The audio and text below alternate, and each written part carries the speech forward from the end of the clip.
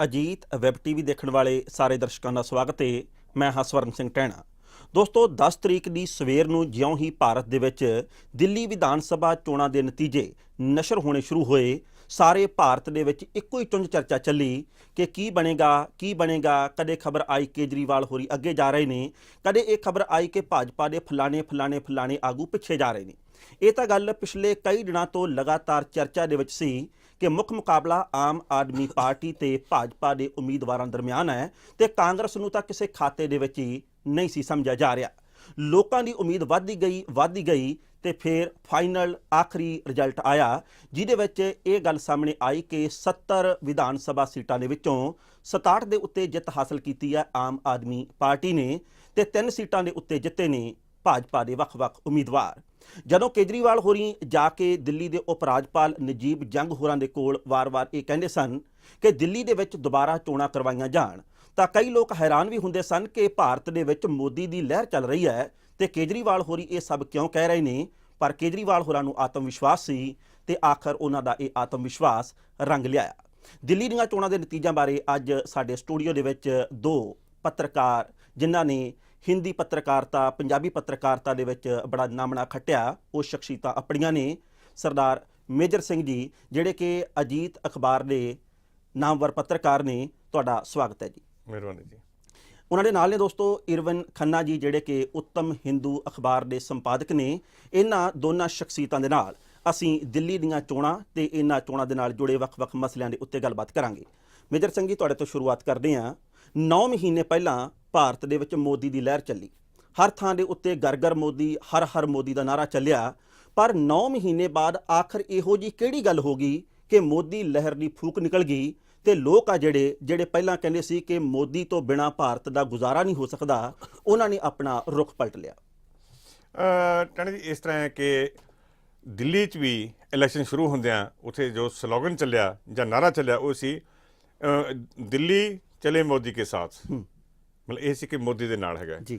ਤਾਂ ਉਸ ਸਮੇਂ ਤੱਕ ਭਾਜਪਾ ਨੂੰ ਤੇ ਉਹਦੇ ਜਿਹੜੇ ਚੋਣ ਮੈਨੇਜਰ ਸੀਗੇ, ਉਹ ਸਾਰਿਆਂ ਨੂੰ ਇਹ ਉਮੀਦ ਸੀ ਕਿ ਮੋਦੀ ਦਾ ਜਲਵੈੜਾ ਉਹ ਦਿੱਲੀ 'ਚ ਚੱਲੂਗਾ ਔਰ ਭਾਜਪਾ ਆਪਣੇ ਕਿਨਾਰੇ 'ਤੇ ਲੱਗੂਗੀ। ਸਹੀ।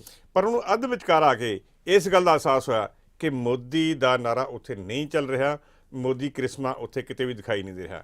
ਉਹਦਾ ਵੱਡਾ ਕਾਰਨ ਜੋ ਉੱਥੇ ਸਮਝਿਆ ਜਾ ਰਿਹਾ ਹੈ ਉਹ ਹੈ ਕਿ ਮੋਦੀ ਨੇ ਲੋਕਾਂ ਦੀਆਂ ਇਛਾਵਾਂ ਬੜੀਆਂ ਜਗਾਈਆਂ ਸੀਗੀਆਂ, ਬੜੇ ਵੱਡੇ ਨਾਅਰੇ ਕੀਤੇ ਕਿ ਬੇਰੁਜ਼ਗਾਰੀ ਦੌੜ ਜੂਗੀ, ਮਹਿੰਗਾਈ ਘਟ ਜੂਗੀ, ਲੋਕਾਂ ਦੇ ਆਹ ਵੀ ਸੁਧਰ ਜਾਣਗੇ, ਸਾਰੀਆਂ ਮਸਲੇ ਹੱਲ ਹੋ ਜਾਣਗੇ, ਘੁਟਾਲੇ ਖਤਮ ਹੋ ਜਾਣਗੇ, ਇਸਤਰੀ ਕਾਲਾ ਧਾਨੜਾ ਉਹ ਅਸੀਂ 1 ਮਹੀਨੇ 'ਚ ਵਾਪਸ ਲੈ ਆਵਾਂਗੇ, ਹੋਰ ਅਨੇਕ ਤਰ੍ਹਾਂ ਦੀਆਂ ਗੱਲਾਂ। ਪਰ ਹੋਇਆ ਕੀ ਹੈ ਕਿ 9 ਮਹੀਨਿਆਂ ਦੇ ਵਿੱਚ ਉਹ ਡਿਲੀਵਰ ਕੋਈ ਖਾਸ ਨਹੀਂ ਕਰ ਸਕੇ। ਸਹੀ ਹੈ। ਜਿਹੜੀ ਗੱਲ ਗਿਣਾ ਸਕਣ ਉਹ ਖਾਸ ਤੌਰ ਤੇ ਕਿ ਆਹ ਅਸੀਂ ਕਰਤਾ, ਆਹ ਨਹੀਂ ਕਰਤਾ। ਸਗੋਂ ਉਲਟਾ ਕੀ ਹੋਇਆ, ਇਹਨਾਂ ਇਲੈਕਸ਼ਨਾਂ ਦੇ ਵਿੱਚ ਹੀ ਅਮਿਤ ਸ਼ਾਹ ਨੇ ਜਾਂ ਕੋਈ ਹੋਰ ਬੰਦੇ ਨੇ ਕਿਹਾ ਕਿ ਜਿਹੜਾ ਅਸੀਂ ਇਹ ਕਹਿੰਦੇ ਹੁੰਦੇ ਇਹ ਤਾਂ ਜੁਮਲਾ ਸੀ ਜੀ, ਮਤਲਬ ਇੱਕ ਐਵੇਂ ਮਜ਼ਾਕ ਜਿਹਾ ਸੀਗਾ। ਇਸ ਗੱਲ ਦਾ ਲੋਕਾਂ ਤੇ ਬੜਾ ਉਲਟ ਪ੍ਰਭਾਵ ਪਿਆ। ਇਹਦਾ ਮਤਲਬ ਇਹ ਸੀ ਕਿ ਚੋਣ ਪ੍ਰਚਾਰ ਵਿੱਚ ਜਿਹੜੀਆਂ ਗੱਲਾਂ ਆਈਆਂ ਸੀ ਉਹ ਹਕੀਕਤ ਨਹੀਂ ਸੀ ਜਾਂ ਗੰਭੀਰਤਾ ਨਹੀਂ ਸੀ, ਉਹ ਤਾਂ ਇੱਕ ਜਸਟ ਐਵੇਂ ਲੋਕਾਂ ਤੋਂ ਵੋਟਾਂ ਲੈਣ ਖਾਤਰ ਸੀ। ਜਿਹਨੇ ਇਹ ਸਾਰਾ ਮੇਰਾ ਲੱਗਦਾ ਉੱਥੇ ਵੋਟ ਪੈਟਰਨ ਜੋ ਚੇਂਜ ਹੋਇਆ, ਚੇਂਜ ਕੀ ਹੋਇਆ, ਜਿਹਨੇ ਪੂਰੀ ਤਰ੍ਹਾਂ ਪਲਟ ਕੇ ਰੱਖਤਾ ਸਾਰਾ ਕੁਝ। ਉੱਥੇ ਇੰਨੀ ਵੱਡੀ ਜਿੱਤ ਦਾ ਉਮੀਦ ਤਾਂ ਨਾ ਆਪ ਨੂੰ ਸੀ ਤੇ ਨਾ ਹੀ ਕਿਸੇ ਸਰਵੇਖਣ ਵਾਲੇ ਨੂੰ ਸੀ। ਸਗੋਂ ਸਰਵੇਖਣ ਗਲਤ ਹੋ ਗਏ ਨੇ, ਉਹ ਉਲਟੇ ਰੁਖ। ਭਾਜਪਾ ਵਾਲੇ ਕਹਿ ਰਹੇ ਸੀ ਕਿ ਸਰਵੇਖਣ ਗਲਤ ਹੋਣਗੇ। ਕਹਿ ਸਕਦੇ ਆ ਨਾ ਵੀ ਨਾ ਜਿੱਤਣ ਵਾਲੇ ਨੂੰ ਇੰਨੀ ਉਮੀਦ ਸੀ, ਨਾ ਹਾਰਨ ਵਾਲੇ ਨੂੰ ਇੰਨੀ ਉਮੀਦ ਸੀ। ਦੋਨਾਂ ਨੂੰ ਇਹ ਉਮੀਦ ਸੀ ਇੰਨੀ ਬੁਰੀ ਤਰ੍ਹਾਂ ਉਹਦੀ ਜਿੱਤ ਜਿੱਤਣ ਤੇ ਹਾਰਨ ਦੋਨਾਂ ਨੂੰ ਨਹੀਂ, ਦੋਵਾਂ ਦੀ ਇਹ ਉਮੀਦ ਤੋਂ ਬਾਹਰ ਹੋਇਆ ਸਾਰਾ ਕੁਝ। ਇੱਥੋਂ ਪਤਾ ਲੱਗਦਾ ਹੈ ਕਿ ਲੋਕਾਂ ਦੀਆਂ ਉਮੀਦਾਂ ਤੇ ਜੇ ਕੋਈ ਨਹੀਂ ਖਰਾ ਉਤਰੂਗਾ ਤੇ ਹੁਣ ਸਾਡੇ ਹਿੰਦੁਸਤਾਨ ਦਾ ਵੋਟਰ ਇੰਨਾ ਕੁ ਜਾਗਰੂਕ ਹੋ ਗਿਆ ਕਿ ਉਸ ਨੂੰ ਫਿਰ ਪਲਟ ਦੇਣ ਲਈ ਉਹਨੇ ਕਿਸੇ ਤਰ੍ਹਾਂ ਦਾ ਕੋਈ ਢਿੱਲ ਜਾਂ ਕਿਸ ਤਰ੍ਹਾਂ ਦੀ ਲਿਹਾਜ਼ ਨਹੀਂ ਕਰਨਾ। ਮੰਨਿਆ ਜਾ ਸਕਦਾ ਕਿ ਸਕਾਰਾਤਮਕ ਰਾਜਨੀਤੀ ਦਾ ਯੁੱਗ ਸ਼ੁਰੂ ਹੋ ਗਿਆ। ਬਿਲਕੁਲ, ਜਿਵੇਂ ਖੰਨਾ ਜੀ ਗੱਲ ਹੀ ਕਰ ਰਹੇ ਸੀਗੇ, ਕਿਉਂਕਿ ਇਹੀ ਗੱਲਾਂ ਦੱਸਦੀਆਂ ਨੇ ਜਦੋਂ ਇਹ ਹੋਏ ਨਾ ਕਿ ਲਿਹਾਜ਼ ਪਾ ਲਈਏ ਅਸੀਂ, ਜਦ ਜਿੱਥੇ ਨਰਮ ਚਿੱਤ ਹੋ ਜਾਏ ਵੀ ਚਲੋ ਸਰਕਾਰ ਇਹ ਚੱਲੀ ਜਾਊਗੀ, ਸਰਕਾਰਾਂ ਇੱਦਾਂ ਹੀ ਚੱਲਦੀਆਂ ਹੁੰਦੀਆਂ ਨੇ, ਉਦੋਂ ਹੋਰ ਗੱਲ ਹੁੰਦੀ ਹੈ। ਜਦੋਂ ਲੋਕ ਦੇਖਣ ਲੱਗੇ ਕਿ ਸਾਨੂੰ ਦਿੱਤਾ ਕੁਝ ਨਹੀਂ ਤੇ ਸਾਨੂੰ ਅਸੀਂ ਵੋਟ ਕਿਉਂ ਪਾਈਏ, ਇਹਦਾ ਮਤਲਬ ਹੈ ਕਿ ਸਕਾਰਾਤਮਕ ਯੁੱਗ, ਹਾਂ ਪੱਖੀ ਯੁੱਗ ਸ਼ੁਰੂ ਹੋ ਗਿਆ। ਰਾਜਨੀਤੀ ਚੇਂਜ ਇਹ ਤਾਂ ਚੇਂਜ ਹੈ ਹੀ ਹੈ, ਇਹਦੇ ਤਾਂ ਕੋਈ ਦੋ ਰਾਏ ਨਹੀਂ, ਬਦਲਾਵ ਆ ਰਿਹਾ। ਹੁਣ ਸਕਾਰਾਤਮਕ ਜਾਂ ਨਕਾਰਾਤਮਕ ਜਿਹੜੇ ਅਸੀਂ ਕਹਿੰਦੇ ਪੋਜ਼ੀਟਿਵ ਨੈਗੇਟਿਵ ਜਿਹੜੇ ਵੀ ਹੈ, ਉਹਦੇ 'ਚ ਦੋ ਚੀਜ਼ਾਂ। ਹੁਣ ਜਿਹੜਾ ਮੋਦੀ ਦੀ ਲਹਿਰ, ਤੁਸੀਂ ਕਿਹਾ 9 ਮਹੀਨੇ ਪਹਿਲੇ ਮੋਦੀ ਦੀ ਲਹਿਰ ਚੱਲੀ, ਮੋਦੀ ਹੋ ਗਿਆ ਸਾਰਾ। ਉਸ ਵੇਲੇ ਮੋਦੀ ਸੀ ਆਮ ਆਦਮੀ ਦਾ ਚਿਹਰਾ, ਕਿਉਂਕਿ ਮੋਦੀ ਨੂੰ ਜਿਹੜਾ ਕਾਂਗਰਸ ਨੇ ਇੱਕ ਚਾਹ ਵਾਲੇ ਦੇ ਰੂਪ ਵਿੱਚ ਉਹਦੇ ਤੇ ਤੰਸ ਕੱਟੀ ਸੀ ਵੀ ਚਾਹ ਵਾਲੇ ਨੇ ਕੱਲ ਪ੍ਰਧਾਨ ਮੰਤਰੀ ਉਹ ਤੇ ਸਾਡੇ ਦਫ਼ਤਰ ਆ ਕੇ ਖੋਖਾ ਲਾ ਲਏ ਜੀ ਉਹਨੇ ਇਹ ਕੰਮ ਜਦੋਂ ਉਹਨਾਂ ਦੇ ਕਾਂਗਰਸ ਦੇ ਦਫ਼ਤਰ ਇੱਕ ਸੀਨੀਅਰ ਲੀਡਰ ਨੇ ਕਹੀ ਉਹ ਗੱਲ ਲੋਕਾਂ ਨੂੰ ਚੁਭੀ ਤੇ ਉਹ ਗੱਲ ਚਾਹ ਵਾਲਾ ਬਣ ਕੇ ਉਹ ਆਮ ਆਦਮੀ ਨਾਲ ਜੁੜ ਗਿਆ 9 ਮਹੀਨਿਆਂ ਦੀ ਫਰਕ ਇਹ ਆ ਗਿਆ ਵੀ ਉਹ ਉਸੇ ਕੇਜਰੀਵਾਲ ਜਿਹੜਾ ਆਮ ਆਦਮੀ ਸੀ ਮੋਦੀ ਹੋਣੀ ਬਣ ਕੇ ਪ੍ਰਾਈਮ ਮਿਨਿਸਟਰ ਕੇਜਰੀਵਾਲ ਨੂੰ 26 ਜਨਵਰੀ ਤੋਂ ਬੁਲਾਇਆ ਨਹੀਂ ਗਿਆ ਤੇ ਭਾਜਪਾ ਨੂੰ ਨਸੀਹਤ ਦੇ ਰਹੀ ਹੈ ਵੀ ਤੂੰ ਆਮ ਆਦਮੀ ਬਣ ਕੇ ਆਣਾ ਸੀ ਤੇ ਜੇ 26 ਜਨਵਰੀ ਆਣਾ ਤੂੰ ਕਿਉਂ ਨਹੀਂ ਆਇਆ ਤੇ ਇਹਦਾ ਮਤਲਬ ਹੈ 9 ਮਹੀਨੇ 'ਚ ਆਮ ਆਦਮੀ ਦਾ ਚਿਹਰਾ ਕੇਜਰੀਵਾਲ 'ਚ ਆ ਗਿਆ ਜਿਹੜਾ ਆਮ ਆਦਮੀ ਚਿਹਰਾ ਮੋਦੀ ਦੇ ਚਿਹਰੇ 'ਚ ਦੇਖਦਾ ਸੀ ਆਪਣਾ ਉਹ ਉੱਥੋਂ ਹਟ ਕੇ ਉਹਨੇ ਕਿਹਾ ਇਹ ਤਾਂ ਉਸੇ ਤਰ੍ਹਾਂ ਹੀ ਆ ਗਿਆ ਜਿਸ ਜਿਹੜਾ ਅਤੀ ਆਤਮ ਵਿਸ਼ਵਾਸ ਹੰਕਾਰ ਦੀ ਲਾਈਨ ਬੜੀ ਪਤਲੀ ਜੀ ਸਹੀ ਹੈ ਲੋਕਾਂ ਨੂੰ ਫੀਲਿੰਗ ਹੋ ਗਈ ਵੀ ਆਤਮ ਵਿਸ਼ਵਾਸ ਨਹੀਂ ਬੋਲਦੇ ਇਹ ਹੰਕਾਰ ਬੋਲਣ ਲੱਗ ਪਿਆ ਸਹੀ ਹੈ ਤੇ ਉਸੇ ਜਿਹੜਾ ਸੀ ਕੇਜਰੀਵਾਲ ਅਰਵਿੰਦ ਕੇਜਰੀਵਾਲ ਉਹਨੂੰ ਸਮਝ ਲੱਗ ਗਈ ਸੀ ਵੀ ਜੇ ਮੈਂ 422 ਜਾਂ 23 ਕੈਂਡੀਡੇਟ ਲੋਕ ਸਭਾ ਖੜੇ ਕੀਤੇ ਸੀ ਤੇ 4 ਪੰਜਾਬ ਨੂੰ ਛੱਡ ਦਈਏ ਤੇ ਸਾਰਿਆਂ ਦੀ ਜ਼ਮਾਨਤਾਂ ਜ਼ਬਤ ਹੋਈਆਂ ਉਹਨੂੰ ਇਹ ਗੱਲ ਸਮਝ ਲੱਗ ਗਈ ਵੀ ਮੇਰੇ ਕੋਲ ਆਰਗੇਨਾਈਜੇਸ਼ਨ ਜਾਂ ਮੈਨੀ ਪਾਵਰ ਜਾਂ ਉਸ ਚੀਜ਼ ਨਹੀਂ ਹੈ ਤੇ ਮੈਂ ਦਿੱਲੀ ਤੇ ਕੰਸਨਟਰੇਟ ਕਰਨਾ ਉਹਨੇ ਫਿਰ ਹਰਿਆਣਾ ਬਾਈ ਨਹੀਂ ਵੀ ਲੜਿਆ ਲੋਕ ਸਭਾ ਵਿਧਾਨ ਸਭਾ ਦੀਆਂ ਜੀ ਹਾਂ ਠੀਕ ਹੈ ਨਾ ਉਹਦੇ ਬਾਅਦ ਉਹਨੇ ਸਮਝ ਲੱਗ ਵੀ ਦਿੱਲੀ ਦਾ ਕੰਸਨਟਰੇਟ ਕਰ ਲਓ ਤੇ ਉਹ ਆਪਣੀ ਗਲਤੀ ਨੂੰ ਉਹਨੇ ਪਬਲਿਕਲੀ ਐਕਸੈਪਟ ਕਰ ਲਿਆ ਵੀ ਮੇਰੇ ਕੋਲ ਗਲਤੀ ਹੋ ਗਈ ਮੈਂ ਲੋਕ ਸਭਾ ਦੇ ਇਲੈਕਸ਼ਨ ਸਭ ਤੋਂ ਵੱਡੀ ਗੱਲ ਇਹ ਕੀਤੀ ਜੀ ਹਾਂ ਉਹਨੇ ਕਿਹਾ ਵੀ ਗਲਤੀ ਮੰਨ ਲਈ ਇਲੈਕਸ਼ਨ 'ਚ ਜਿਹੜਾ ਉਹਤੇ ਸਵਾਲ ਉੱਠਣਾ ਸੀਗਾ ਬਾਰ-ਬਾਰ ਬੀਜੇਪੀ ਕਹਿਣਾ ਸੀ ਕਿ ਦੌੜ ਗਿਆ ਜੀ ਉਹਨੇ ਪਹਿਲੇ ਇਲੈਕਸ਼ਨ ਕੈਂਪੇਨ ਸ਼ੁਰੂ ਹੋਣ ਤੋਂ ਪਹਿਲੇ ਕਹਿਤਾ ਕਿ ਮੇਰੇ ਕੋਲ ਬੜੀ ਗਲਤੀ ਹੈ ਇਹ ਗਲਤੀ ਮੈਂ ਮੁੜ ਕੇ ਨਹੀਂ ਦੁਹਰਾਉਂਗਾ ਔਰ ਨਮਰਤਾ ਪੂਰਕ ਉਹਨੇ ਗਲੀ ਘਰ ਘਰ ਜਾ ਕੇ ਗੱਲ ਕਹਿਣੀ ਸ਼ੁਰੂ ਕਰ ਲਈ ਫੇਰ ਉਹਨੂੰ ਜਿਹੜੇ ਬੀਜੇਪੀ ਜਾਂ ਜਿਹੜੇ ਸੱਤਾਰੂੜ ਪਾਰਟੀ ਸੀ ਉਹਨੇ ਕਹਿਣਾ ਇਹ ਭਗੌੜਾ ਸ਼ੁਰੂ ਹੋ ਗਿਆ ਲੋਕਾਂ ਨੂੰ ਉਹ ਗੱਲ ਪਸੰਦ ਨਹੀਂ ਭਾਈ ਇੱਕ ਜਾਂਦਾ ਬੰਦਾ ਆਪਣੀ ਗੱਲ ਮੰਨ ਲੈਂਦਾ ਵੀ ਮੇਰੇ ਕੋਲ ਗਲਤੀ ਹੋ ਗਈ ਮੈਨੂੰ ਮਾਫ ਕਰ ਦਿਓ ਹੁਣ ਦੁਬਾਰਾ ਫੇਰ ਉਸ ਗੱਲ ਤੇ ਟੌਂਚ ਕਰਨਾ ਲੋਕਾਂ ਨੂੰ ਉਸੇ ਤਰ੍ਹਾਂ ਲੱਗਾ ਜਿੱਦਾਂ ਮੋਦੀ ਨੂੰ ਚਾਹ ਵਾਲਾ ਕਹਿ ਕੇ ਟੌਂਚ ਮਾਰਦੇ ਸੀ ਇਹਨੂੰ ਭਗੌੜਾ ਕਹਿ ਕੇ ਨੈਗੇਟਿਵ ਸਾਈਡ ਉਹ ਆ ਗਈ ਲੋਕਾਂ ਨੇ ਐਕਸੈਪਟ ਨਹੀਂ ਕੀਤੀ ਇਰਵਨ ਜੀ ਜਦੋਂ ਕਿਰਨ ਬੇਦੀ ਨੂੰ ਸੀਐਮ ਦੇ ਦਾਅਵੇਦਾਰ ਦੇ ਤੌਰ ਤੇ ਪੇਸ਼ ਨਹੀਂ ਸੀ ਕੀਤਾ ਭਾਜਪਾ ਨੇ ਕਈ ਚੋਣ ਸਰਵੇ ਇਹ ਦੱਸਦੇ ਸੀ ਕਈ ਭਾਰਤੀ ਟੀਵੀ ਚੈਨਲਾਂ ਦਾ ਇਹ ਕਹਿਣਾ ਸੀ ਕਿ ਮੁਕਾਬਲਾ ਕਰੇਗੀ ਭਾਜਪਾ ਪਰ ਜਦੋਂ ਕਿਰਨ ਬੇਦੀ ਮੈਦਾਨ ਦੇ ਵਿੱਚ ਉਤਾਰੀ ਤਾਂ ਫਿਰ ਰੁਖ ਜਾ ਪਲਟ ਗਿਆ ਬਹੁਗਿਣਤੀ ਚੈਨਲ ਕਹਿਣ ਲੱਗ ਪਏ ਵੀ ਹੁਣ ਮੁਕਾਬਲਾ ਢਿੱਲਾ ਪੈ ਗਿਆ ਤੁਹਾਡੇ ਖਿਆਲ ਦੇ ਮੁਤਾਬਕ ਭਾਜਪਾ ਦੇ ਵੱਲੋਂ ਚਿਹਰਾ ਗਲਤ ਚੁਣਿਆ ਗਿਆ ਜਾਂ ਇਹਦੇ ਪਿੱਛੇ ਕੋਈ ਹੋਰ ਵੀ ਕਾਰਨ ਜਿਹੜੀ ਉਮੀਦਵਾਰ ਚੁਣਨ ਦੇ ਪਿੱਛੇ ਨਹੀਂ ਉਹਦੇ 'ਚ ਦੋ ਚੀਜ਼ਾਂ ਨਾ ਦੇਖੋ ਇੱਕ ਮੈਂ ਪਹਿਲਾਂ ਕਿਹਾ ਵੀ ਕੇਜਰੀਵਾਲ ਦੀ ਨੰਬਰਤਾ ਔਰ ਜਿਹੜੇ ਅਮਿਤ ਸ਼ਾਹ ਔਰ ਉਹਨਾਂ ਦੀ ਜਿਹੜੇ ਮੋਦੀ ਔਰ ਬੀਜੇਪੀ ਦੇ ਵਿੱਚ ਉਹਨਾਂ ਦੀ ਜਿਹੜੀ ਜਿੱਤ ਮਿਲੀ 2014 ਦੇ ਲੋਕ ਸਭਾ ਉਹ ਦੋ ਆਦਮੀਆਂ ਤੱਕ ਸੀਮਿਤ ਹੋ ਕੇ ਰਹਿ ਗਈ ਉਹ ਭਾਜਪਾ ਦੀ ਜਿੱਤ ਨਾ ਮੰਨੀ ਗਈ ਮੋਦੀ ਸਾਹਿਬ ਨੇ ਸ਼ਾਹ ਨੂੰ ਕੈਪਟਨ ਕਹਿ ਦਿੱਤਾ ਟੀਮ ਦੇ ਇਵੈਂਟ ਉਹਨੇ ਦੇ ਦਿੱਤਾ ਔਰ ਜਿਹੜੇ ਅਡਵਾਨੀ ਜਾਂ ਜੋਸ਼ੀ ਜਾਂ ਜਿਹੜੇ ਸੀਨੀਅਰ ਬੰਦੇ ਸੀ ਉਹ ਸਾਰੇ ਕਿਨਾਰੇ ਹੋ ਗਏ ਲੋਕਾਂ ਨੂੰ ਲੱਗਾ ਵੀ ਨਵੀਂ ਟੀਮ ਨੇ ਜਿਹੜੀ ਆਰਗੇਨਾਈਜੇਸ਼ਨ ਦੀ ਜਿੱਤ ਸੀ ਉਹ ਦੋ ਤੱਕ ਸੀਮਿਤ ਰਹਿ ਗਈ ਉਸ ਸਾਲ ਇਸੇ ਤਰ੍ਹਾਂ ਜਦੋਂ ਉਹ ਘੁੱਟਣ ਮਹਿਸੂਸ ਹੋਈ ਵਿਦਨ ਪਾਰਟੀ ਉਹਦੇ ਬਾਅਦ ਕਿਰਨ ਬੇਦੀ ਦਾ ਨਾਮ ਆ ਗਿਆ ਕਿਰਨ ਬੇਦੀ ਇੱਕ ਅੱਛੀ ਐਡਮਿਨਿਸਟ੍ਰੇਟਰ ਤਾਂ ਹੋ ਸਕਦੀ ਹੈ ਐਡਮਿਨਿਸਟ੍ਰੇਟਰ ਤੇ ਪਬਲਿਕ ਲੀਡਰ ਦੋਨਾਂ ਦੇ ਵਿੱਚ ਬੜਾ ਫਰਕ ਹੈ ਲੋਕਾਂ ਦੇ ਨਾਲ ਜੁੜਨਾ ਲੋਕਾਂ ਦਾ ਗੱਲ ਸੁਣਨੀ ਤੇ ਨਿਆਂ ਦੇਣਾ ਜੇ ਨਿਆਂ ਹੋਵੇ ਵੀ ਤੇ ਨਿਆਂ ਹੋ ਰਿਹਾ ਹੈ ਇਹ ਫੀਲਿੰਗ ਵੀ ਦੇਣੀ ਜ਼ਰੂਰੀ ਹੈ ਉਹਨਾਂ ਨੂੰ ਲੱਗਾ ਵੀ ਜੇ ਦਿੱਲੀ ਦੇ ਵਿੱਚ ਉੱਤੇ ਆ ਗਿਆ ਮੋਦੀ ਥੱਲੇ ਪਾਰਟੀ ਤੇ ਜਾ ਕੇ ਕਿਰਨ ਬੇਦੀ ਸਾਡੇ ਆਮ ਕਾਰਜਕਰਤਾ ਜਿਹੜਾ ਬੀਜੇਪੀ ਦਾ ਉਹ ਤਾਂ ਸੁਣੇਗਾ ਹੀ ਕੋਈ ਨਹੀਂ ਸਹੀ ਹੈ ਉਹ ਡੋਮੀਨੇਸ਼ਨ ਜਿਹੜੀ ਉਹ ਪਰਸਨੈਲਿਟੀ ਦੀ ਨਾ ਉਹ ਵੀ ਇੱਕ ਮਾਈਨਸ ਪੁਆਇੰਟ ਬਣਿਆ within party and outside party also ਕਿਉਂਕਿ ਚਿਹਰੇ ਦਾ ਦੋ ਤਰ੍ਹਾਂ ਮੁਕਾਬਲਾ ਹੋ ਗਿਆ ਇੱਕ ਤਾਂ ਕੜੀ ਜੁੜ ਗਈ ਮੋਦੀ ਉਹਨਾਂ ਨਾਲ ਅਮਿਤ ਸ਼ਾਹ ਉਹਨਾਂ ਨਾਲ ਤੀਜੀ ਆ ਗਈ ਕਿਰਨ ਬੇਦੀ ਹਰਸ਼ਵਰਧਨ ਦੀ ਸਥਿਤੀ ਨਹੀਂ ਸੀ ਜਿਸ ਸੀਟ ਤੋਂ ਕਿਸ਼ਨ ਨਗਰ ਤੋਂ ਅੱਜ ਕਿਰਨ ਬੇਦੀ ਆ ਰਹੀ ਉਹ ਤੋਂ 5 ਵਾਰੀ ਲਗਾਤਾਰ ਉਹ ਜਿੱਤਿਆ ਔਰ ਸੇਫ ਸੀਟ ਗਿਣੀ ਗਈ ਹੁਣ ਤਾਂ ਉੱਥੇ ਵੀ ਮਾਰ ਇਸ ਕਰਕੇ ਖਾ ਗਏ ਵੀ ਇਮੇਜ ਇਹ ਬਣ ਗਈ ਵੀ ਇਹ ਤਾਂ ਕ੍ਰੇਨ ਵਾਲੀ ਯਾਦ ਰਹੀ ਲੋਕਾਂ ਨੂੰ ਕ੍ਰੇਨ ਵਾਲੀ ਉਹ ਪਬਲਿਕ ਲੀਡਰ ਹਾਂ ਉਹ ਕ੍ਰੇਨ ਵਾਲੀ ਯਾਦ ਰਹੇਗੀ ਜਦ ਕਿ ਪੋਲਿਟਿਕਸ ਵਿੱਚ ਕ੍ਰੇਨ ਵਾਲੀ ਨਹੀਂ ਚੱਲ ਸਕਦੀ ਉਹਦੇ 'ਚ ਤਾਂ ਵਿਚਾਰ ਆਪਸ ਵਿੱਚ ਹੱਲ ਹੀ ਲੱਭਿਆ ਜਾਂਦਾ ਗੱਲਬਾਤ ਨਾਲ ਸਮੱਸਿਆ ਦਾ ਸਮਾਧਾਨ ਲੱਭਦਾ ਉਹ ਗੱਲਾਂ ਸਾਰੀਆਂ ਇੱਕ ਇੱਕ ਕਰਕੇ ਜੁੜਦੀਆਂ ਚਲੀਆਂ ਗਈਆਂ ਜਿਹੜੀਆਂ ਕਿ ਭਾਜਪਾ ਨੂੰ ਨੁਕਸਾਨ ਦੇਊਗੀ ਮੇਜਰ ਸਿੰਘ ਜੀ ਜਿਵੇਂ ਖੰਨਾ ਜੀ ਨੇ ਕਿਹਾ ਕਿ ਕਿਰਨ ਬੇਦੀ ਕ੍ਰੇਨ ਬੇਦੀ ਬਣ ਕੇ ਵਿਚਰੇ ਚੰਗੇ ਪ੍ਰਸ਼ਾਸਨਿਕ ਅਹੁਦੇ ਦੇ ਉੱਤੇ ਵੀ ਸੀਗੇ ਪਰ ਉਹਨਾਂ ਦੀ ਅਖੜਤਾ ਨਿਮਰਤਾ ਦੀ ਘਾਟ ਤੇ ਕੁਝ ਕੁ ਹੋਰ ਕਾਰਨ ਜਿਹੜੇ ਉਹ ਮੰਨਿਆ ਜਾ ਰਿਹਾ ਜਿਹੜੇ ਅੱਜ ਟੀਵੀ ਚੈਨਲ ਦੱਸ ਰਹੇ ਨੇ ਕਿ ਉਹਨਾਂ ਦੀ ਆਪਣੀ ਹਾਰ ਦੇ ਲਈ ਤੇ ਭਾਜਪਾ ਨੂੰ ਡੋਬਣ ਦੇ ਵਿੱਚ ਵੱਡਾ ਯੋਗਦਾਨ ਪਾ ਗਏ ਤੁਸੀਂ ਇਹਦੇ ਬਾਬਤ ਕੀ ਰਾਏ ਇਹ ਦੇਖੋ ਗੱਲ ਇਹ ਹੈਗੀ ਕਿ ਜਦੋਂ ਤੱਕ ਕਿਰਨ ਬੇਦੀ ਨੂੰ ਇਹਨਾਂ ਨੇ ਆਪਣਾ ਸੀਐਮ ਦਾ ਉਮੀਦਵਾਰ ਬਣਾਇਆ ਤਾਂ ਉਸਦਾ ਮੇਨ ਮੰਤਵ ਸੀ ਕਿ ਕੇਜਰੀਵਾਲ ਦੇ ਮੁਕਾਬਲੇ 'ਚ ਮੋਦੀ ਨੂੰ ਨਾ ਖੜਾ ਕੀਤਾ ਜਾਵੇ ਸਗੋਂ ਇਹ ਚੋਣ ਜਿਹੜੀ ਉਹ ਕਿਰਨ ਬੇਦੀ ਵਰਸਸ ਕੇਜਰੀਵਾਲ ਬਣਾਈ ਜਾਵੇ ਪਰ ਹੋਇਆ ਕੀ ਕਿ ਕਿਰਨ ਬੇਦੀ ਨੂੰ ਅੱਗੇ ਲਿਆਉਣ ਨਾਲ ਇੱਕ ਤਾਂ ਪਾਰਟੀ ਅੰਦਰ ਦੁਫੇੜ ਖੜਾ ਹੋ ਗਿਆ ਕਿਉਂਕਿ ਅਡਵਾਨੀ ਜੀ ਮਨੋਹਰ ਜੋਸ਼ੀ ਐਂਡ ਹਰਸ਼ਵਰਧਨ ਸਤੀਸ਼ ਉਪਾਧਿਆਏ ਔਰ ਉਹਨਾਂ ਦੀ ਵੱਡੀ ਟੀਮ, ਕਿਉਂਕਿ ਹਰਸ਼ਵਰਧਨ 21 ਸਾਲ ਤੋਂ ਇਸ ਕ੍ਰਿਸ਼ਨਾ ਨਗਰ ਜਿੱਤਿਆ ਵੀ, ਹਲਕੇ 5 ਵਾਰੀ ਜਿੱਤਦਾ ਰਿਹਾ ਸੀ। 5 ਵਾਰੀ ਜਿੱਤੇ। ਤੇ ਇਸ ਵਾਰ ਉਹ ਆਪਣੇ ਬੇਟੇ ਨੂੰ ਉੱਥੋਂ ਖੜਾ ਕਰਨਾ ਚਾਹੁੰਦਾ ਸੀ। ਇੱਕ ਤਾਂ ਉਹਦਾ ਆਪਣਾ ਪਰਿਵਾਰ ਖਤਮ ਹੋ ਗਿਆ ਉੱਥੇ, ਉਹਨੇ ਸੋਚਿਆ ਵੀ ਮੈਂ ਕਿਰਨ ਬੇਦੀ ਨੂੰ ਜਿੱਤਾ ਕੇ ਕੀ ਲੈਣਾ ਫਿਰ। ਇਸ ਤਰ੍ਹਾਂ ਵੱਡੀ ਪੱਧਰ ਤੇ ਇਹ ਸੀਗਾ ਕਿ ਉੱਥੇ ਪਾਰਟੀ ਦੇ ਅੰਦਰ ਦਫੇੜ ਸਾਹਮਣੇ ਨਜ਼ਰ ਆਉਣ ਲੱਗੇ ਸੀ। ਜੀ ਜੀ। ਤੇ 1-2 ਤਰੀਕ ਤੱਕ ਭਾਜਪਾ ਨੂੰ ਪਤਾ ਲੱਗ ਗਿਆ ਸੀ ਕਿ ਹੁਣ ਸਾਡੀ ਇੱਥੇ ਗੱਲ ਨਹੀਂ ਬਣਦੀ, ਤੇ ਇਸੇ ਕਰਕੇ 1 ਤਰੀਕ ਤੋਂ ਮੋਦੀ ਨੇ ਮੈਦਾਨ 'ਚ ਉਤਰਨ ਦਾ ਵਿਚਾਰ ਬਣਾਇਆ, ਕਿਉਂਕਿ ਉਹਨੂੰ ਪਤਾ ਸੀ ਕਿ ਜੇ ਹੁਣ ਨਾ ਮੈਂ ਉਤਰਿਆ ਤੇ ਇਹ ਗੇਮ ਗਈ। ਕਿਰਨ ਬੇਦੀ ਸ਼ੌਕ ਅਬਜ਼ਰਵਰ ਦੀ ਤਰ੍ਹਾਂ ਲੈ ਕੇ ਆਇਆ ਸੀ ਵੀ ਜੇ ਕੋਈ ਝਟਕਾ ਲੱਗੇ ਤੇ ਕਿਰਨ ਬੇਦੀ, ਉਹ ਸ਼ੌਕ ਅਬਜ਼ਰਵਰ ਦਾ ਕੰਮ ਤਾਂ ਚੱਲਿਆ ਨਹੀਂ। ਜਦੋਂ ਅਖੀਰ ਤੇ ਫਿਰ ਮੋਦੀ ਉਹਨਾਂ ਦੇ ਕੋਲ ਆਣਾ ਪਿਆ। ਮੈਦਾਨ 'ਚ ਉਤਰਿਆ ਉਦੋਂ ਤੱਕ ਗੇਮ ਖਤਮ ਹੋ ਚੁੱਕੀ ਸੀ, ਜਾਂ ਕਹਿੰਦੇ ਕਿ ਪਾਣੀ ਪੁਲਾਂ ਤੋਂ ਲੰਘ ਚੁੱਕਿਆ ਸੀ। ਮੋਦੀ ਦੇ ਆਉਣ ਨਾਲ ਵੀ ਸਥਿਤੀ 'ਚ ਕੋਈ ਉਹਦਾ ਮੋਦੀ ਦੇ ਆਉਣ ਨਾਲ, ਲੇਟਰ ਸਟੇਜ ਤੇ ਆਉਣ ਨਾਲ ਉਹਦਾ ਵੀ ਪੋਲੀਟੀਕਲੀ ਨੁਕਸਾਨ ਹੋਇਆ। ਉਹ ਨੁਕਸਾਨ ਹੋਇਆ 26 ਜਨਵਰੀ ਤੇ ਤੁਸੀਂ ਆਪਣੇ ਆਪ ਨੂੰ ਪੁੱਟ ਕਰਦੇ ਹੋ ਪਰ ਇੰਟਰਨੈਸ਼ਨਲ ਲੈਵਲ ਦਾ ਪਲੇਅਰ, ਦੂਜੇ ਪਾਸੇ ਤੁਸੀਂ ਸੁਧਾਰ, ਦੂਜੇ ਪਾਸੇ ਤੁਸੀਂ ਸਟੇਟ ਲੈਵਲ ਤੇ ਥੱਲੇ ਆ ਗਏ।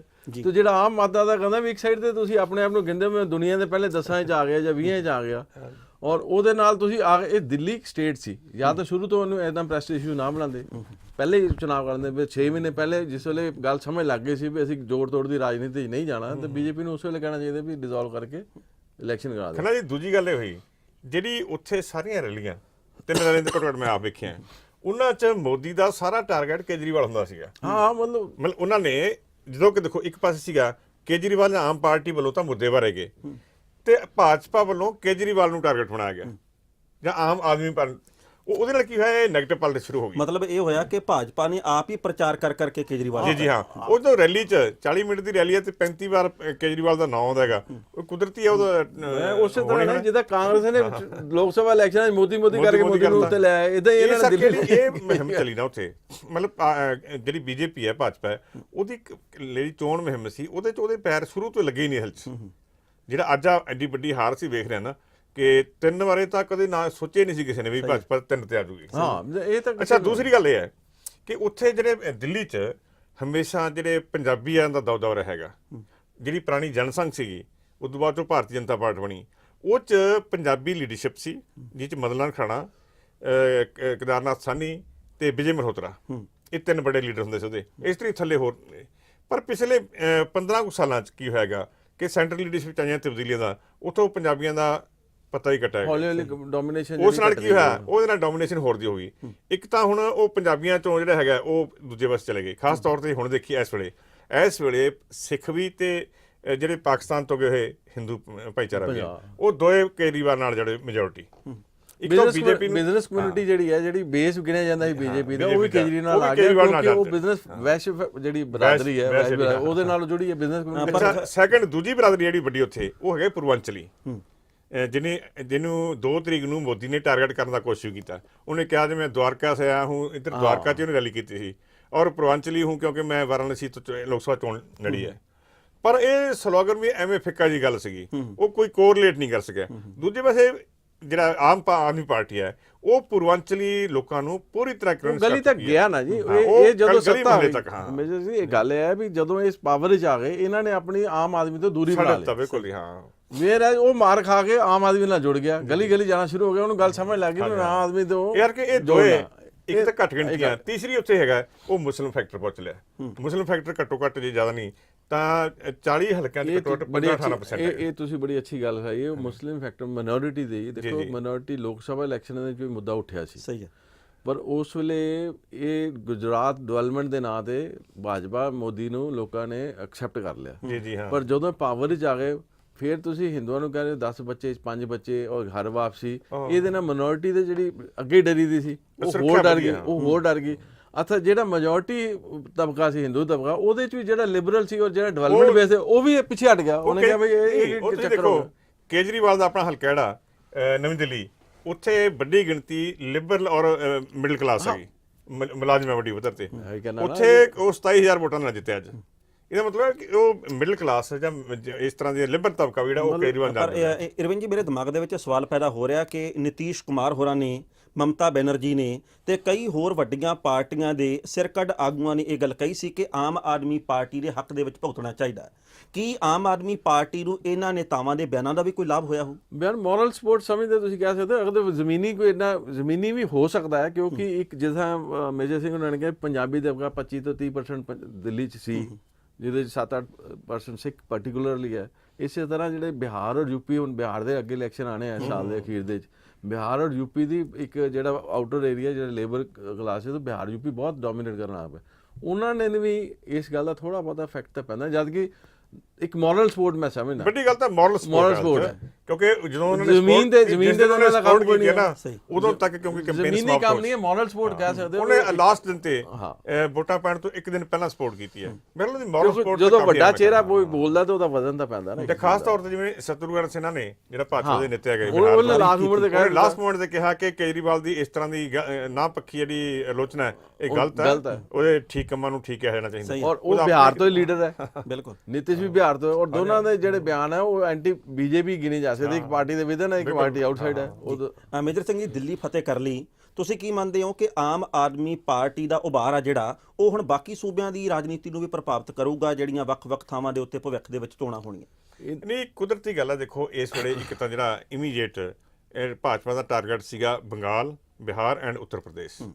ਇੱਕ ਤਾਂ ਉਹਦਾ ਉਹ ਜਿਹੜਾ ਹਮਲਾ ਸੀ, ਹਮਲਾਵਰ ਰੁਖ ਸੀ, ਉਹ ਮੇਰੇ ਖਿਆਲ ਖੁੰਡਾ ਪੈ ਗਿਆ। ਹੁਣ ਉਹ ਪਹਿਲਾਂ ਵਾਲੀ ਗੱਲ ਨਹੀਂ ਰਹੀ, ਕਿਉਂਕਿ ਜੋ ਮੋਦੀ ਦੀ ਇੱਕ ਵੇਵ ਸੀ ਜਾਂ ਲਹਿਰ ਸੀ, ਉਹ ਹੁਣ ਲਗਭਗ ਸਮਾਪਤ ਹੋਣ ਨੇੜੇ ਪਹੁੰਚ ਗਈ। ਇਹ ਲਹਿਰ ਨੂੰ ਸਮਾਪਤੀ ਨਹੀਂ ਮੈਂ ਕਹਿ ਸਕਦਾ, ਕਿਉਂਕਿ ਹਰ ਸਟੇਟ ਦਾ ਆਪਣਾ ਇੱਕ ਇਸ਼ੂ ਆ ਜਾਂਦਾ ਹੈ। ਇਹਨਾਂ ਨੂੰ ਅਕਲ ਜ਼ਰੂਰ ਆ ਜਾਏਗੀ ਭਾਜਪਾ ਨੂੰ ਵੀ ਹੁਣ ਅਸੀਂ ਇਸ ਓਵਰ ਕੌਨਫੀਡੈਂਟ ਹੋ ਕੇ ਨਹੀਂ ਚੱਲ ਸਕਦੇ। ਉਹਨਾਂ ਨੂੰ ਬੜਾ ਆਪਣਾ ਆਤਮ ਚਿੰਤਨ ਕਰਨ ਦੀ ਲੋੜ ਪੈਗੀ ਵੀ ਅਸੀਂ ਬਿਹਾਰ ਦਾ ਮੁੱਦਾ ਬਿਹਾਰ ਤੇ ਜਾਏਗਾ, ਬੰਗਾਲ ਦਾ ਬੰਗਾਲ, ਔਰ ਉਹ ਜਿਹੜਾ ਅੱਗੇ ਆਪਣੇ ਜਿੱਦਾਂ ਮਹਾਰਾਸ਼ਟਰ 'ਚ ਲੜਦੇ ਰਹੇ ਸ਼ਿਵ ਸੈਨਾ ਨਾਲ ਭਾਵੇਂ ਆਪਣੇ, ਜਾਂ ਅੱਜ ਅਸੀਂ ਪੰਜਾਬ ਦੀ ਗੱਲ ਕਰ ਲਈਏ, ਪੰਜਾਬ ਵਿੱਚ ਵੀ ਲੜਾਈ ਚੱਲੀ, ਉਹ ਸੀ ਜਿਹੜਾ ਅਖੜਪਣ ਜਿਹੜਾ ਸੀ, ਉਹਨਾਂ ਨੂੰ ਉਹ ਰਿਵਿਊ ਕਰਨਾ ਪਏਗਾ। ਹੁਣ ਪਾਲਿਸੀ ਮੈਟਰ ਤੇ ਜਾਂ ਤਾਂ ਇਸ ਪਾਸੇ ਜਾਂ ਇਸ ਪਾਸੇ ਕਲੈਰਿਟੀ ਹੋਏਗੀ। ਹੁਣ ਤੁਸੀਂ ਉਹ ਜਿਹੜਾ ਇਹੀ ਤੇ ਗੱਲ ਹੈ ਕਿ ਜਿਹੜੀ ਉਹੀ ਨਾ, ਜਿਹੜਾ ਅੱਗੇ ਹਮਲਾਵਰ ਰੁਖ ਸੀ, ਜਿਵੇਂ ਦੇਖੋ ਮਮਤਾ ਦਾ, ਉੱਥੇ ਮਮਤਾ ਦੇ ਕਿੰਨੇ ਮੰਤਰੀਆਂ ਨੂੰ ਅੰਦਰ ਕੀਤਾ, ਹੋਰ ਕਈ ਕੁਛ ਜਾ ਕੇ ਜਿਹੜਾ ਇਹਨਾਂ ਨੇ ਅਮਿਤ ਸ਼ਾਹ ਦਾ ਵਾਰ-ਵਾਰ ਜਾ ਕੇ ਗੇੜੇ ਮਾਰ ਕੇ ਉੱਥੇ ਕਰਨਾ। ਇਸ ਤਰ੍ਹਾਂ ਬਿਹਾਰ ਦੇ ਵਿੱਚ ਉਹਨੂੰ ਮਾਂਝੀ ਨੂੰ ਆਪਣੇ ਤੋੜ ਕੇ ਉਹ ਜਿਹੜੀ ਦੀ ਗਵਰਨਮੈਂਟ ਤੋੜਨੀ, ਮਤਲਬ ਇਸ ਤਰ੍ਹਾਂ ਦੀਆਂ ਜਿਹੜੀਆਂ ਕਾਰਵਾਈਆਂ ਸੀ ਨਾ, ਉਹ 'ਚ ਇੱਕ ਵਾਰ ਤਾਂ ਰੁਕਾਵਟ ਆਊਗੀ। ਉਹ ਅਗਰੈਸਿਵ ਕੰਪੇਨ ਨਹੀਂ ਹੋਣੀ। ਟੁੱਟ ਤਾਂ ਦੇਖੋ ਗੱਲ ਹੈ ਵੀ ਜੇ ਜਿਹੜਾ ਵਿਰੋਧੀ ਧਿਰ ਜੇ ਕਮਜ਼ੋਰ ਹੁੰਦਾ ਹੋਵੇ ਤੇ ਹਰ ਕੋਈ ਪੋਲੀਟੀਕਲ ਪਾਰਟੀ ਹੈ, ਸੰਤ ਦਾ ਕੋਈ ਬੈਠਾ ਨਹੀਂ, ਉਹਨੂੰ ਕੋਸ਼ਿਸ਼ ਕਰੇਗਾ ਵੀ ਜੇ ਪਹਿਲੀ ਟੁੱਟ ਤੇ ਜੇ ਬਿਹਾਰ ਦੀ ਹੈ ਤੇ ਪਹਿਲੀ ਤਾਂ ਉਹਨਾਂ ਵਿਦਨ ਪਾਰਟੀ ਹੋਈ ਹੈ ਨਾ, ਉਹਦੇ ਬਾਅਦ ਉਹਨਾਂ ਨੇ ਪੁਸ਼ ਕੀਤਾ। ਖੰਨਾ ਜੀ, 2017 ਦੇ ਵਿੱਚ ਪੰਜਾਬ 'ਚ ਵਿਧਾਨ ਸਭਾ ਦੀਆਂ ਚੋਣਾਂ ਹੋਣੀਆਂ, 4 ਮੈਂਬਰ ਪਾਰਲੀਮੈਂਟ ਚੁਣੇ ਗਏ ਨੇ ਆਮ ਆਦਮੀ ਪਾਰਟੀ ਦੇ, ਉਹ ਸਿਰਫ ਪੰਜਾਬ ਤੋਂ ਨੇ। ਜਿਵੇਂ ਤੁਸੀਂ ਆਪ ਹੀ ਗੱਲ ਕੀਤੀ ਹੈ ਕਿ ਬਹੁਤੀਆਂ ਥਾਵਾਂ ਤੇ ਤਾਂ ਆਮ ਆਦਮੀ ਪਾਰਟੀ ਦੇ ਉਮੀਦਵਾਰਾਂ ਦਾ ਖਾਤਾ ਵੀ ਨਹੀਂ ਇਸ ਮਾਮਲੇ 'ਚ ਖੁੱਲਿਆ ਵੀ ਉਹਨਾਂ ਦੀ ਜ਼ਮਾਨਤ ਬਚੇ। ਪਰ ਜਿਹੜੀਆਂ ਹੁਣ ਚੋਣਾਂ ਅਗਲੀਆਂ ਪੈਣੀਆਂ 2017 ਦੀਆਂ, ਉਸ ਤੋਂ ਪਹਿਲਾਂ ਇੱਕ ਜ਼ਿਮਨੀ ਚੋਣ ਆ ਰਹੀ ਹੈ ਧੂਰੀ ਦੀ। ਅਰਵਿੰਦ ਖੰਨਾ ਹੋਰਾਂ ਨੇ ਜਿਵੇਂ ਅਸਤੀਫਾ ਦਿੱਤਾ, ਖਾਲੀ ਹੋ ਗਈ ਸੀਟ। ਤੁਸੀਂ ਕੀ ਮੰਨਦੇ ਹੋ ਕਿ ਜਿਹੜੀ ਧੂਰੀ ਦੀ ਜ਼ਿਮਨੀ ਚੋਣ ਆ, ਉਹਦੇ ਉੱਤੇ ਕੀ ਪ੍ਰਭਾਵ? ਉਹਦੇ ਤਾਂ ਸਿੱਧਾ ਲਾਭ ਆਪ ਨੂੰ ਹੈ, ਇਹਦੇ 'ਚ ਕੋਈ ਦੋ ਰਾਏ ਨਹੀਂ ਹੈ। ਪਰ ਜਿਹੜੀਆਂ ਅਸੀਂ 17 ਦੀ ਗੱਲ ਕਰਨੇ ਆ, ਉਹਦੇ 'ਚ ਮੈਂ ਹਾਲੇ ਲਾਭ ਨਹੀਂ ਉਹਨੂੰ ਕਹਿੰਦਾ।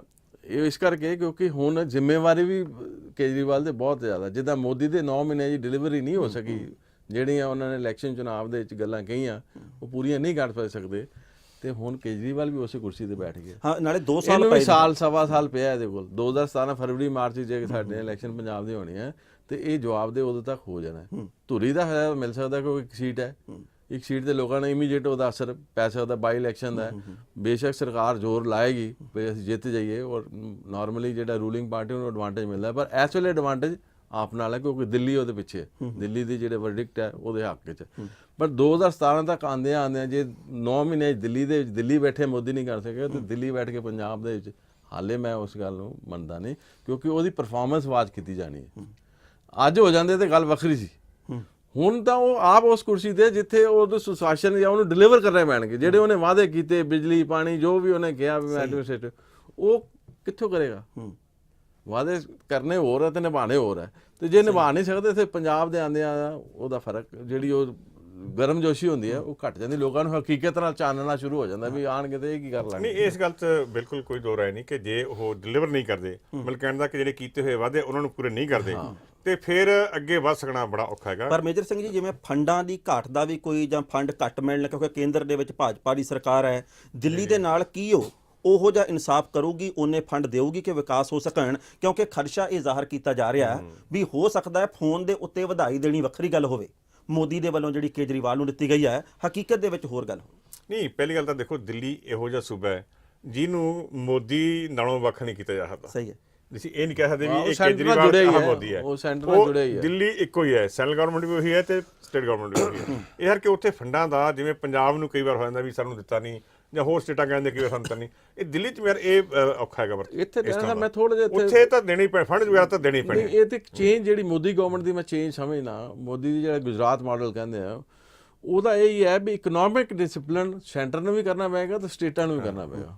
ਹੁਣ ਜਿਹੜਾ ਸਟੇਟ ਜਿਹੜੇ ਪ੍ਰੀਵੀਅਸ ਜਿਹੜਾ ਦੌਰ ਰਿਹਾ ਪਿਛਲੇ 60 ਸਾਲ ਦਾ, ਉਹ ਰਿਹਾ ਵੀ ਅਸੀਂ ਕਿਸੇ ਹੈਡ 'ਚ ਆਇਆ, ਕਿਸੇ ਹੈਡ 'ਚ ਖਰਚ ਕਰ ਦਿੱਤਾ। ਅੱਜ ਵੀ ਪੰਜਾਬ ਵਿੱਚ ਇਹ ਕੁਝ ਹੁੰਦਾ, ਲਿਆ ਕਿਧਰੇ ਤੇ ਖਰਚਾ ਕਿਧਰੇ ਲਿਆ ਮਿਲਿਆ ਕਿਸੇ ਕੰਮ ਲਈ ਤੇ ਖਰਚ ਤੁਸੀਂ ਕਿਸੇ ਕਰ ਦਿੱਤਾ, ਉਹ ਆਪਸ਼ਨ ਨੂੰ ਕੱਟੀ ਦੀ ਜਾਣੀ। ਕਿਉਂਕਿ ਜੇ ਤੁਸੀਂ ਆਵਾਜ਼ ਕਰੋ 9 ਮਹੀਨਿਆਂ 'ਚ, ਤੇ ਉਹਨਾਂ ਨੇ 100 ਕਰੋੜ ਦਾ ਕਰਕੇ ਸਟੇਟਾਂ ਨੂੰ ਲੀਜ਼ ਕੀਤਾ ਔਰ 100 ਕਰੋੜ ਦਾ ਹਿਸਾਬ ਮੰਗਦੇ ਵੇ ਵੀ ਅਸੀਂ ਇਹ ਸਾਡੇ ਤੁਹਾਨੂੰ ਦਿੱਤਾ ਸੀ।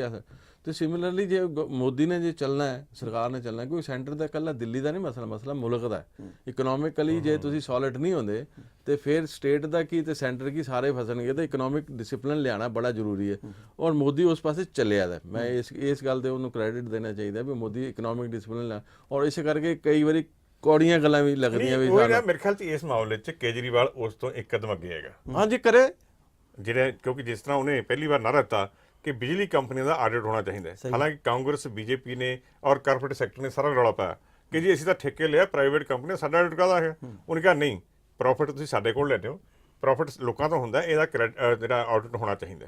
ਉਹਦਾ ਇਹ ਹੈਗਾ ਕਹਿਣਾ, ਜੋ ਕੇਜਰੀਵਾਲ ਦੀ ਆਪਣੀ ਅਸੈਸਮੈਂਟ ਹੈ ਕਿ ਕੱਲਾ ਜੇ ਕੰਪਨੀ ਦਾ ਆਡਿਟ ਹੀ ਹੋ ਜਾਂਦਾ ਨਾ, ਆਡਿਟ ਹੀ ਹੋ ਜਾਂਦਾਗਾ, ਉਸ ਨਾਲ 30-35% ਕੀਮਤਾਂ ਆਪਣੇ ਆਪ ਡਿੱਗ ਜਾਂਦੀਆਂ। ਨਹੀਂ, ਉਹਦਾ ਮਤਲਬ ਇਹ ਹੈ ਵੀ ਜਿਹੜਾ ਤੁਸੀਂ ਪਾਰਦਰਸ਼ੀ ਟਰਾਂਸਪੇਰੈਂਸੀ ਜਿਹੜੀ ਆਏਗੀ ਐਡਮਿਨਿਸਟ੍ਰੇਸ਼ਨ ਵਿੱਚ, ਉਹ ਲਿਆਣੀ ਤੁਹਾਨੂੰ ਬੜੀ ਜ਼ਰੂਰੀ ਹੋ ਜਾਏਗੀ। ਹੁਣ ਇਹ ਆਪਣੀ ਮਨ ਮਰਜ਼ੀ ਨਹੀਂ ਚੱਲੇਗੀ। ਹੁਣ ਤੁਹਾਨੂੰ you should be open to the public ਵੀ ਅਸੀਂ ਇਹ ਕਰ ਰਹੇ ਹਾਂ। ਇਸ ਤਰ੍ਹਾਂ ਦੇ ਹੋਰ ਬਹੁਤ ਸਾਰੇ ਕੰਮ ਹੈ, ਜਿਵੇਂ ਵਾਈਫਾਈ ਕਹਿ ਰਿਹਾ ਹੋ ਵੀ ਸਾਰੀ ਦਿੱਲੀ 'ਚ ਅਸੀਂ ਕਰ ਦਾਂਗੇ। ਉਹਦਾ ਜਿਹੜਾ ਜੋ ਹੁਣ ਹੈਗਾ ਕਹਿਣ ਦਾ, ਉਹ ਕਹਿੰਦਾ ਵੀ ਅਸੀਂ ਟਾਵਰਾਂ ਵਾਲਿਆਂ ਨੂੰ ਥੋੜੀ ਜਿਹੀ ਫੀਸ ਘਟਾ ਦਈਏ ਤਾਂ ਸਾਰੇ ਦਿੱਲੀ ਹਾਈਫਾਈ ਹੋ ਜਾਂਦੇ ਤੇ ਸਾਨੂੰ ਕੋਈ ਫਰਕ ਨਹੀਂ ਪੈਂਦਾ ਫੰਡ ਦਾ। ਮੇਜਰ ਸਿੰਘ ਜੀ, ਮੇਰੇ ਦਿਮਾਗ 'ਚ ਇਹ ਸਵਾਲ ਆ ਰਿਹਾ ਵੀ ਪੰਜਾਬ ਦੇ ਉਪ ਮੁੱਖ ਮੰਤਰੀ ਸਾਹਿਬ ਪਿਛਲੇ ਕਈ ਦਿਨਾਂ ਤੋਂ ਕਹਿੰਦੇ ਸੀ ਵੀ ਅਸੀਂ ਦਿੱਲੀ ਦੇ ਵਿੱਚ 4 ਸੀਟਾਂ ਜਿੱਤ ਲੈਣੀਆਂ ਆਪਣੇ ਹਿੱਸੇ ਦੀਆਂ, ਫਿਰ ਅਸੀਂ ਉੱਤਰ ਪ੍ਰਦੇਸ਼ ਵੱਲ ਵੀ ਜਾਣਾ, ਫਿਰ ਅਸੀਂ ਤਾਮਿਲਨਾਡੂ ਤੱਕ ਪਾਰਟੀ ਦਾ ਵਿਸਥਾਰ ਕਰਨਾ। ਆ 4 ਦੇ ਵਿੱਚੋਂ ਕੁਝ ਵੀ ਨਹੀਂ ਮਿਲਿਆ।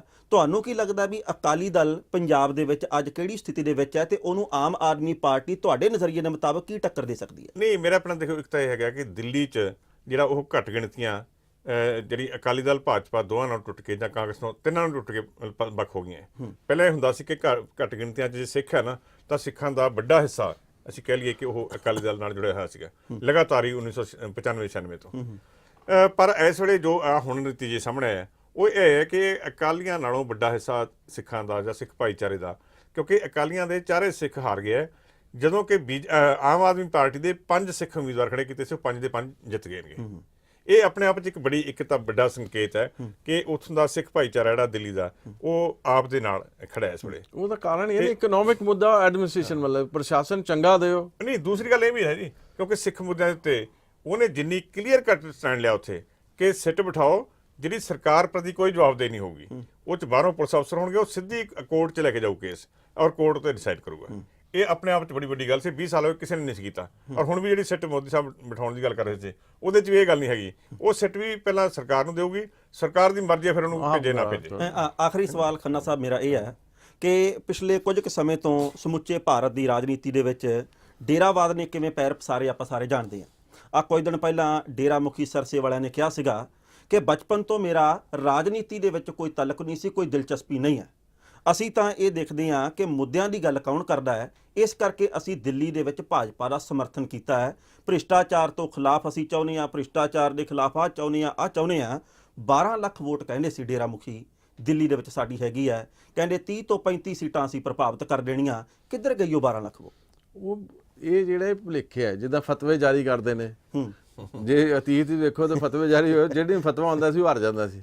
ਇਸੇ ਤਰ੍ਹਾਂ ਇਹ ਜਦੋਂ ਹੁੰਦਾ ਨਾ ਵੀ ਜਿਹੜਾ ਜਿੱਤਿਆ ਉਹਦੇ ਮੋਢੇ ਤੇ ਸਾਰੇ ਸਵਾਲ ਹੋ ਜਾਂਦੇ ਆ। ਅੱਜ ਜੇ ਡੇਰਾ ਮੁਖੀ ਨੇ ਵੀ ਕਿਹਾ ਤਾਂ ਕਿਸੇ ਨੇ ਸੁਣੇ ਥੋੜਾ, ਸਹੀ ਹੈ, ਕਿਸੇ ਨੇ ਸੁਣੇ ਨਹੀਂ। ਉਹਦੇ ਦਾਅਵੇ ਵੀ ਖੋਖਲੇ ਸਾਬਤ ਹੋਏ ਨਾ, ਖੋਖਲੇ ਸਾਬਤ ਕਿਉਂਕਿ 23-24 ਲੱਖ ਵੋਟ ਤਾਂ ਸਾਰੀ ਟੋਟਲ ਪਈ ਹੈ ਬੀਜੇਪੀ ਨੂੰ।